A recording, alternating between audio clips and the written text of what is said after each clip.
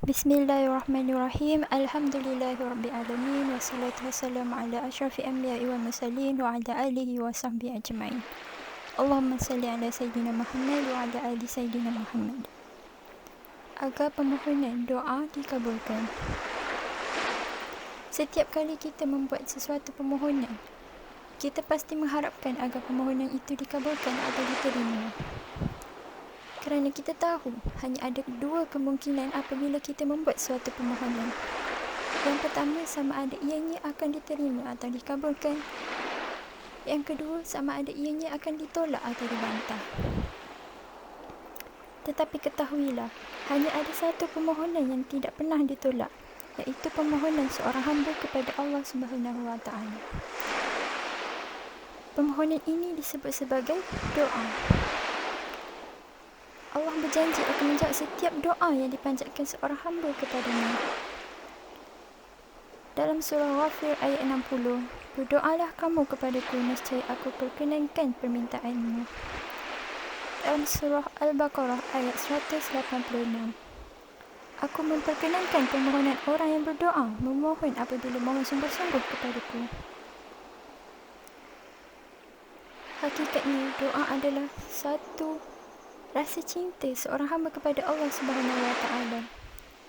Doa merupakan pengakuan akan keterbatasan kemampuan seseorang hamba itu.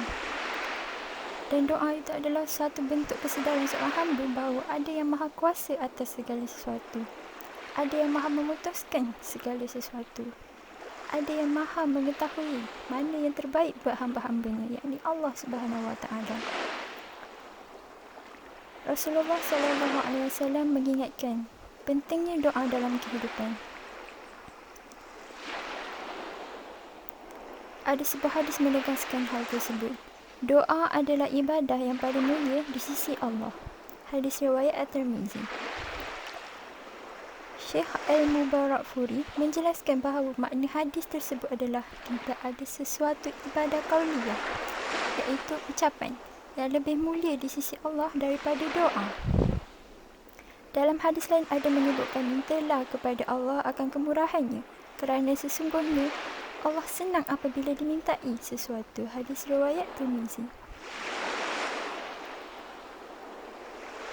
Betapa tegasnya menunjukkan bahawa pentingnya doa itu dalam kehidupan dalam hadis tersebut.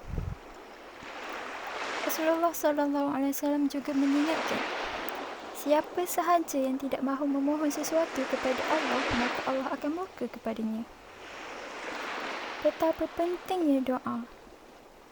Kerana dalam setiap perbuatan kita yang kita lakukan dalam kehidupan ini, takkan ada yang berjalan dengan baik dan lancar tanpa kuasa Allah Subhanahu Wa Taala, tanpa kebenaran Allah Subhanahu Wa Taala. Untuk kita menyatakan Allah dalam segala perbuatan kita, doa adalah cara yang paling tepat. Kita memohon kepada Allah dengan berdoa, bermunajat kepadanya untuk melancarkan segala perancangan kita. Kerana tanpa doa, apa pun yang kita lakukan, segalanya tidak akan pernah mencapai hasil yang maksimal. Kerana tidak ada nilai dalam setiap perbuatan kita tanpa doa. Keutamaan doa. Keutamaan doa terbahagi pada 3. Yang pertama, doa adalah inti ibadah. Kenapa inti?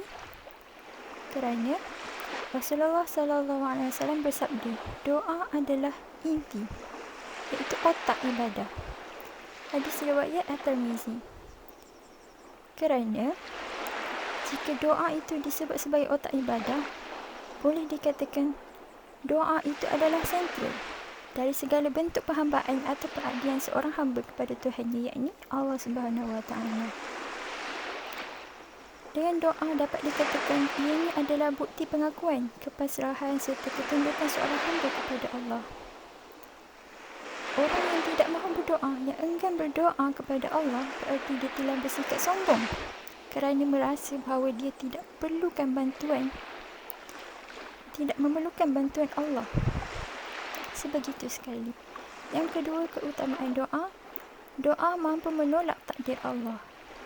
Dalam sebuah hadis menyatakan, tidak ada mampu menolak takdir kecuali doa. Hadis riwayat At-Tirmizi. Allah menjalankan hukum-hukumnya sesuai dengan yang telah ditetapkannya sendiri. Tetapi Allah pun berkuasa untuk mengubah takdir yang telah ditetapkannya kepada siapa sahaja yang dikehendaki. Contoh, penyakit yang kita tahu tidak boleh diubati atau disembuhkan, tetapi dengan keajaiban doa, insya-Allah penyakit itu boleh disembuhkan. Yang terakhir bagi keutamaan doa, iaitu yang ketiga, doa adalah senjata orang mukmin. Mengapa doa itu diklasifikkan sebagai senjata orang mukmin? Begitu dahsyatnya doa itu. Kerana doa telah menjadi senjata yang menyelamatkan Nabi Nuh AS dari gempa bumi yang dahsyat. Doa juga telah dijadikan senjata Nabi Ibrahim sehingga beliau selamat dari api yang dinyalakan Namrud. Doa juga telah menyelamatkan Nabi Soleh dari kekejian perilaku kaum Samud. Dan banyak lagi. Bahkan kekuatan doa juga telah menghantar kemenangan Rasulullah SAW dalam banyak peperangan yang diikutinya. Jadi tidak ada alasan untuk seorang mukmin itu tidak menyerah terhadap keadaan, tidak berdoa dalam setiap keadaan. Seorang mukmin tidak sepatutnya menyerah terhadap keadaan. Dalam seburuk atau sepahit mana pun keadaan yang dihadapinya, yakinlah dengan doa Allah akan bantu kita. Yakin dengan kekuatan doa itu. Mengapa sesuatu doa itu tidak dikabulkan?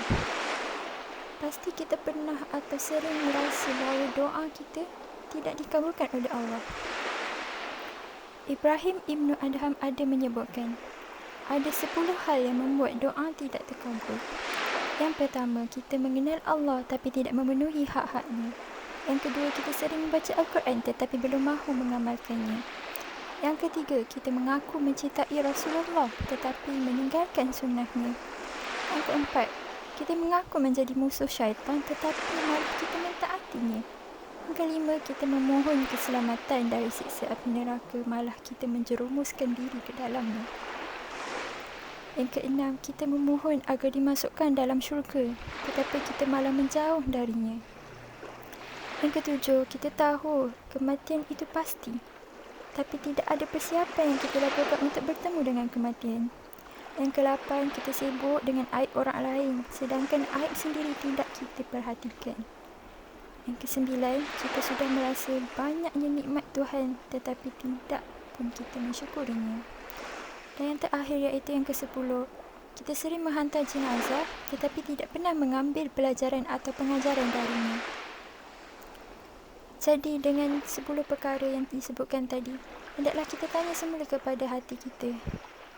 Adakah kita telah menjadi mukmin yang taat atau belum? Tanyalah pada hati sehingga kita sedar jika selama ini doa-doa kita tidak dikabulkan. Hendaklah kita membuat refleksi diri. Seterusnya, syarat-syarat berdoa. Untuk berdoa, kita hendaklah memastikan diri kita suci daripada hadas kecil dan juga hadas besar. Tetapi kita juga perlu pastikan dari segi batinnya, kita juga suci. Bagaimana kita hendaklah memperbanyakkan zikir kepada Allah. Berzikirlah dengan menyebut nama Allah, zikir yang sebanyak-banyaknya. Kemudian bertaubatlah atas segala dosa dan kekhilafan. Kerana sesungguhnya Allah mencintai orang-orang yang bertaubat dan menyucikan diri. Memperbanyakkanlah istighfar. Dan seterusnya hendaklah kita makan makanan dan minuman yang halal sahaja. Dalam berdoa juga ada etika. Kita hendaklah menjaga kesopanan kita ketika berdoa. Pertama sekali, kita hendaklah memulakan doa kita dengan pujian kepada Allah dan juga selawat ke atas Nabi Muhammad SAW. Kemudian, kita menghadaplah kiblat dan menadahkan tangan. Kita berdoa dengan menyebut nama-nama Allah, berdoa dengan Asma'ul Husna. Seterusnya, kita hendaklah berdoa dengan keadaan yang rendah diri, dengan suara yang lembut. Kemudian berdoalah dengan khauf wa raja.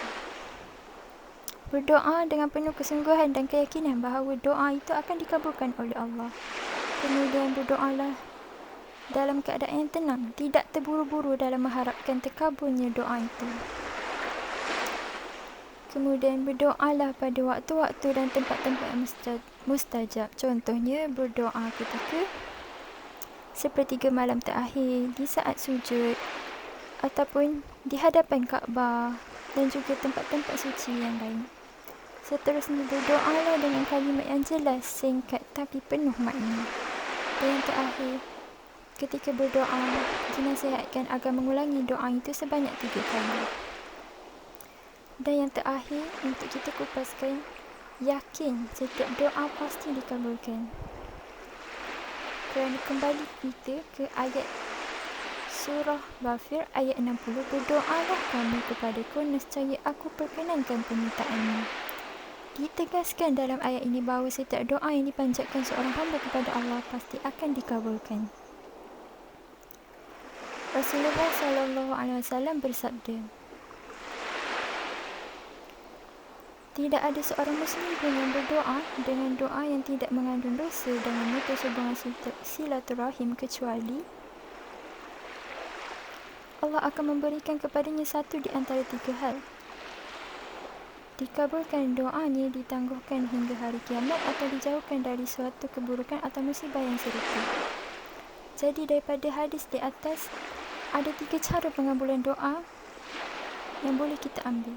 Yang pertama, doa itu akan dikabulkan secara langsung. Namun begitu, doa ini hanyalah hak istimewa kepada para rasul dan nabi. Yang kedua, doa itu akan ditangguhkan hingga hari kiamat. Bagaimana? Contohnya, seseorang itu memohon untuk dilimpahkan rezekinya. Allah mengabulkan doa itu tapi digantung. Bagaimana? Kerana kita perlu berusaha untuk mencapai sendiri kelimpahan rezeki itu. Sebab sejauh mana usaha kita untuk mencapai limpahan rezeki itu, sejauh itulah hasilnya yang kita dapat. Dan yang ketiga, doa dikabulkan yang tidak sesuai dengan permintaan tapi diganti dengan lebih baik. Kemungkinan permohonan yang kita buat itu disangkakan baik untuk kita, tetapi bagi Allah tidak. Jadi Allah membuat yang lebih baik untuk kita. Jadi yakinlah, setiap doa pasti akan dikabulkan oleh Allah SWT. Yakin dengan kekuatan doa, keajaiban doa dan kedahsyatan doa itu. Wassalamualaikum warahmatullahi wabarakatuh.